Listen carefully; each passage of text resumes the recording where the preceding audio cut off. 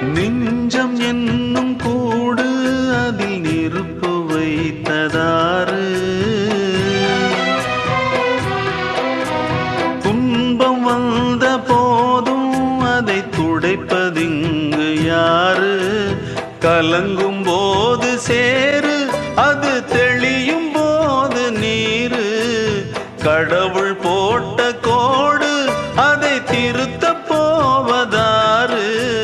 வெந்த புண்ணும் ஆறிடுமா? வேதனை தான் தீர்ந்திடுமா? விண்ணுக்கும் மண்ணுக்கும் சம்பந்தம் உண்டுன்னு சொன்னது யாரு? அது மன்னவன் பேரு.